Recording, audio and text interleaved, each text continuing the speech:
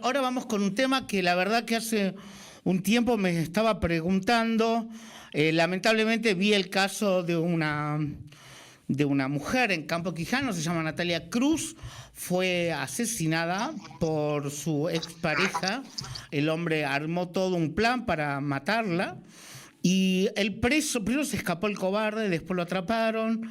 El preso, la mujer muerta, una madre, la abuela materna, sufriendo ya dos muertes de dos hijas por el mismo tipo de muerte, y una abuela paterna estigmatizada también, no siendo la madre del asesino. Y en este medio, estos niños, un adolescente y uno más chico, preadolescente, sin padre, y mi pregunta es, ¿qué pasa con los chicos? ¿Qué pasa en estos casos? Y nadie mejor, porque justamente vimos una entrevista que le hicieron acá en Mesa Chica mis compañeros, a Silvia Novieski, a quien le doy la bienvenida. ¿Cómo anda, Silvia, querida? Bueno, gracias a ustedes por... A ver, creo que voy a enfocarme mejor. Ahí estás. Voy a ver, ahí... No, perdón, ahí, ¿no? Ahí se te Bien. ve. Bueno, nada, les decía que esto que... gracias a ustedes por interesarse en este tema. Y sí, esto que qué sucede con los chicos que quedan, ¿no? Yo siempre digo que son las víctimas en todo caso que quedan aquí, porque mientras la víctima principal, que es la mujer que se va, víctima de un femicidio, son las víctimas, los hijos los que quedan, ¿no? Los hijos y las hijas. Y a través de Ciudadana Comunicación hicimos un informe en el que dejamos en claro que son muchos, por lo menos los hijos e hijas que en Salta están perdiendo a sus madres, y por otro lado también esto a partir de cuántos reciben esta que se le llama, en realidad se le llama reparación. La ley Brisa es para una reparación económica, es una reparación económica que hace el Estado para niños y niñas hasta los 21 años que hayan perdido a sus madres como víctimas de femicidio. Bueno, Salta es la segunda provincia, esto pudimos saberlo, que es la segunda provincia en la que más niños, niñas y adolescentes están recibiendo esta ayuda en lo que es, por lo menos a través de la ley Brisa, ¿no? Entonces, discúlpeme, estoy intentando acomodar el teléfono, que está medio raro Hola, Trilicito, no hay problema. Y estamos, como les decía, entonces, segunda a nivel nacional de cantidad de niños y niñas adolescentes que reciben esta reparación, pero al mismo tiempo, de cada 10 femicidios que se cometen, en 3 no tenemos información, por lo menos, si esa víctima de femicidio era madre, ¿no? Entonces, también al mismo tiempo estamos liderando con la cantidad de niños y niñas adolescentes que reciben esta reparación a nivel nacional. Estamos siendo la segunda provincia con más niños y niñas que reciben esta reparación, pero al mismo tiempo no estamos sabiendo la información completa, ¿no? Porque ese es otro tema también, los registros que se llevan sobre esto. Y lo que pude saber es que también a través, por ejemplo, del Observatorio de Violencia contra la Mujer, que es uno de los más completos que hay en cuanto a esto, de por lo menos saber si eran mujeres, madres, estas mujeres víctimas, en el 35% de los casos no había información, ¿no? Ahora, Silvia, en desconocimiento te quiero consultar. Está la mujer muerta, el hombre está preso, hay un control, ¿cómo es? ¿Qué pasa con los niños? El Estado decide, ellos van a parar a la casa de cualquier familiar, porque es como, qué fuerte para un niño ver que su entorno, aunque debe haber vivido ya una cuestión de violencia anterior a todo esto, ¿qué pasa con ellos? ¿Cómo el Estado o quién se hace cargo de ellos y de la contención? Porque, a ver, no es para nada fácil de sobrellevar. Es más, vi muchos casos donde los niños ven la muerte misma o algunos que descubren a la madre muerta. Bueno, en este año ya ha habido 2 casos de esto, como los que decís vos, en el que los hijos no solamente pierden a su madre como víctima de femicidio, sino que además son testigos, ¿no?, de ese femicidio. Nosotros, si recordás, seguramente vos lo recordarás, ese caso de la familia Alderete, donde el hombre, de hace muchos años, donde por primera vez se empieza a hablar de femicidio en Salto, por lo menos en estos términos. obviamente que después viene, recordemos que Salta dio la nota a nivel nacional con el doble femicidio de las ciudadanas francesas y a partir de ahí, penalmente, a través de un femicidio, de este doble femicidio que se comete en Salta, recién a nivel legal empezamos a llamarlo, se sanciona y se pena la figura del femicidio en términos legales, ¿no? Pero por lo menos hablar sobre la violencia de género, en el caso Alderete fue uno de los que sí, primero en Salta, que muchos no sabrán de este caso, es un hombre que no solamente mata a la madre de sus hijos, sino a sus hijos. Pero hay una de ellas que sobrevive porque simuló estar muerta. Y en ese caso, además de esto, lo que pasó es que esta chica, la que sobrevive, la hija que sobrevive, le hace un juicio al Estado, porque la madre había hecho denuncias previas también, ¿no? Y esto hay que decirlo porque pareciera que como que cuando se habla de que el Estado es responsable, justamente tiene que ver con esto, con una mujer que le dio aviso, porque en muchos casos no se sabe siquiera si esa mujer era víctima, ¿no?, de un femicidio, porque ningún familiar supo nada, pero en otros casos sí se sabe porque hasta hubo denuncias, ¿no? Entonces, cuando se habla de que el Estado es responsable, también tiene que ver con esto. Primero, yo cuando se comete un femicidio siempre tenemos que saber dos cosas. Primero, el reproche anterior, si se pudo hacer algo para evitar esa muerte. Si el Estado estuvo en conocimiento de una situación y no hizo nada, entonces para eso te sirve tener un registro de denuncias. Y por el otro lado, y la reparación hacia adelante, ¿qué pasa con esos hijos e hijas? Y la pregunta que vos hacías es que no sabemos qué pasa. En muchos casos, recién también fuimos testigos del femicidio por Mercedes Quevedara, y ahí nos estábamos enterando que, por ejemplo, el padre, ¿no?, J. Figueroa, le había dejado todo a los hijos, todo lo económico, pero en muchos casos no sabemos qué pasa. En este caso sí había que dejar, pero en otros casos solamente no hay que dejar. El padre termina preso, la madre muerta, entonces la única reparación que queda es esta ley Brisa, que además es como si bien estamos entre las provincias que más reciben esta reparación histórica, los niños, niñas y adolescentes, pero al mismo tiempo no sabemos. En el 35% de los casos, es decir, de cada 10 femicidios, en 3 casos, no sabemos si eran madres siquiera, ¿no? Entonces claro, tampoco estamos en mucho desconocimiento de qué pasa con esos hijos. Entonces, para atrás, saber si hubo denuncia, y para adelante, saber qué pasa con esos niños y niñas y adolescentes. Creo que estás tapando el micrófono. Ahí está, ahora sí te escucha. Sí, son estas preguntas. A ver, porque lamentablemente cuando vas viendo, cuando tratamos de cubrir alguna nota de estos femicidios, la verdad que tratamos de hacerlo lo menos posible, o sea, más que nada una cuestión, más que nada de prevención, no tanto trabajarlo. Prefiero sacar a alguien como vos, como Teresita Fría o como algún otro periodista que conozco que le da una seriedad. Lamentablemente creo que soñé el caso de Agostina en Córdoba y el momento cuando veía la explicación entre lo que era femicidio con feminicidio, también llegó un momento a preguntarme cuál es el rol del periodista, cuál es el rol del medio. En Crónica llegué a ver un especial donde analizaban foto por foto e iban mostrando cómo ella estaba vestida con 14 años. Es como que, ¿cuál es el límite, no? Y hasta dónde soy responsable. Y además, estamos en 2026, yo me acuerdo haber visto el caso de María Dalmasi que decía, dejen de culpar y de llenar de culpa a esta pobre mujer, a la víctima, porque siempre se juzgaba y el rol de ella. Y acá estamos en 2026 y continúan con este tema. Víctima, ahí está lo que vos decís, que hay que ser una buena víctima, porque si hay una víctima que, por ejemplo,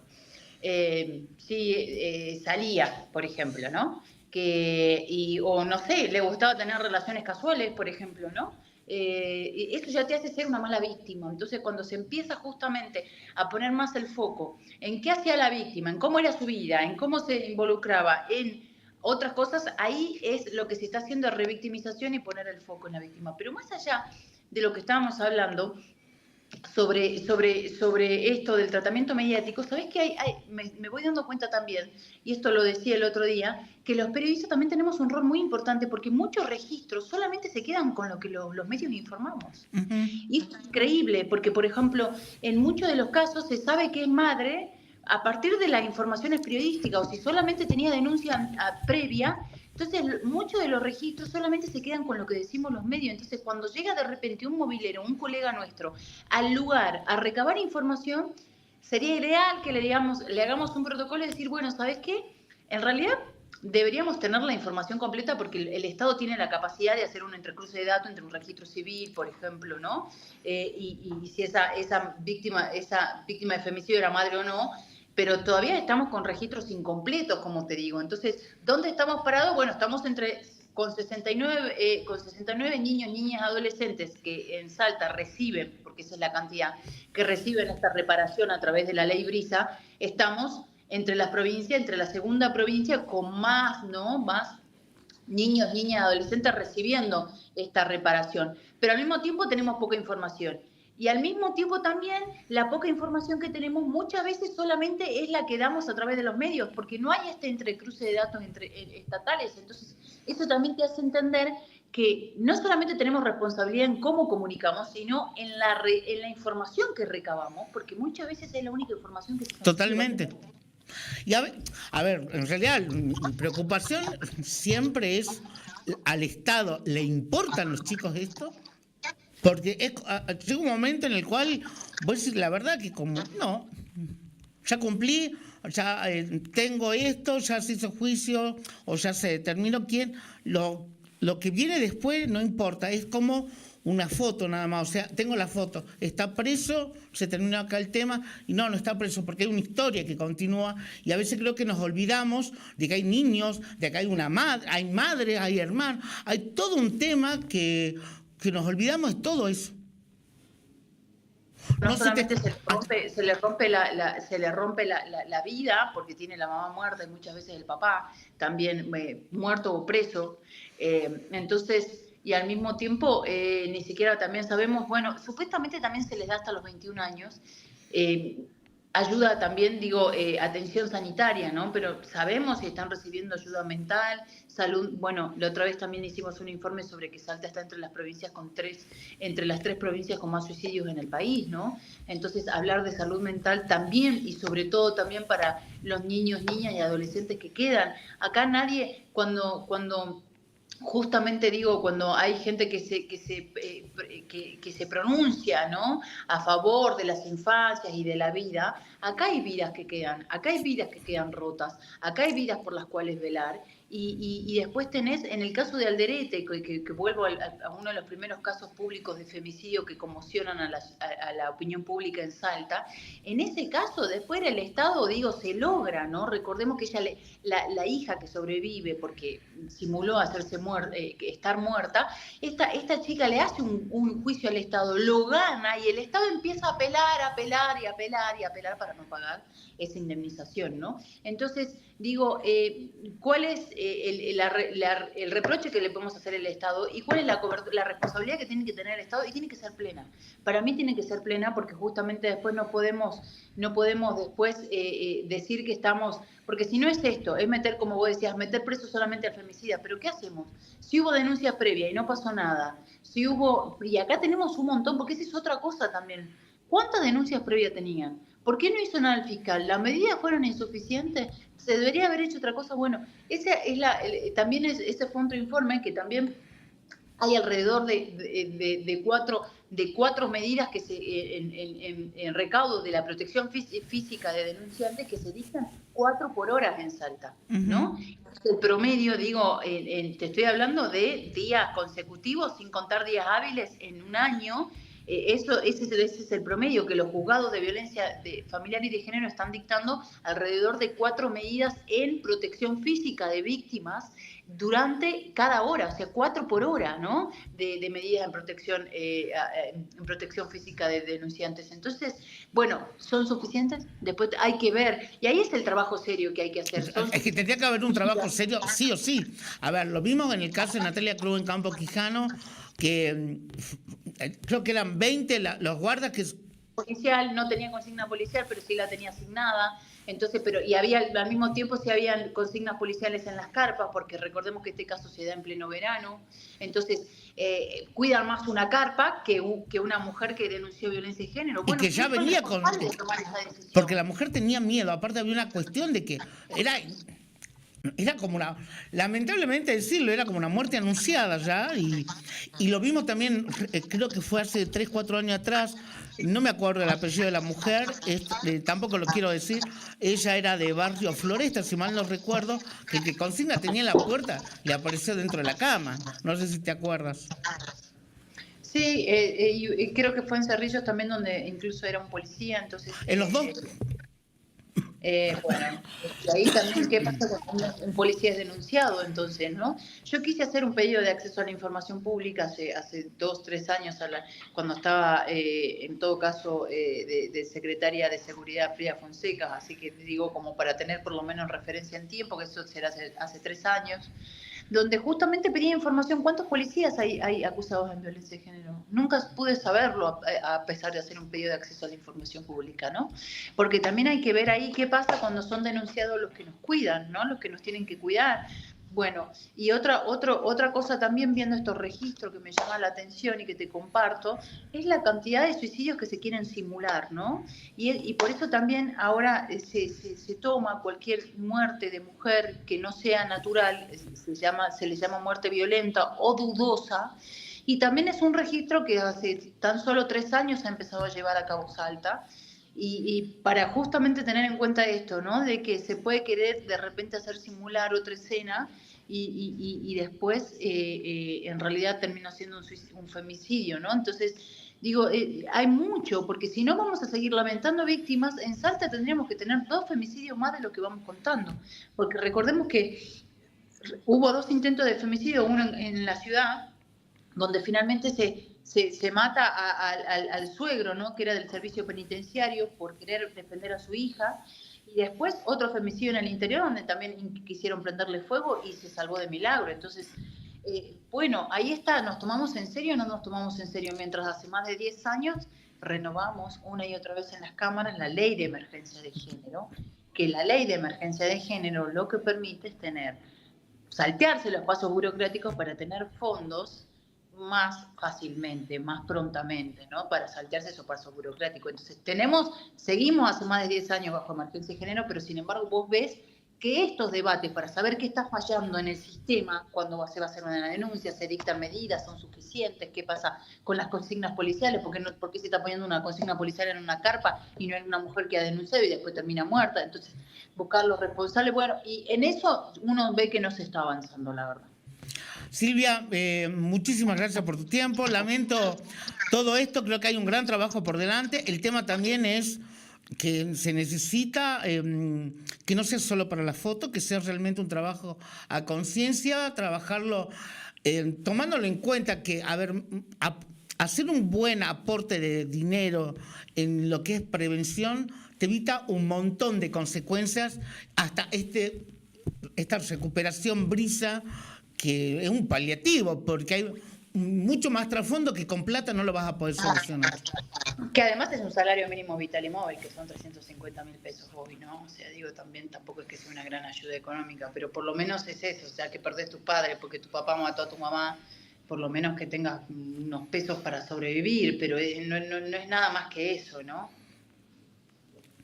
Bueno, Silvia, muchísimas gracias por tu tiempo, y de nuestro lado, sabés que las puertas de la TASA siempre están abiertas, tanto para vos y todo lo que hagas, porque sabemos bien el trabajo de concientización y prevención que querés llevar adelante, no solo en nuestra ciudad, provincia, el país, sino con todas las mujeres, porque esto lo puede estar viendo cualquier mujer en el mundo. Muchas gracias, Silvia, querida. Gracias a ustedes por el espacio.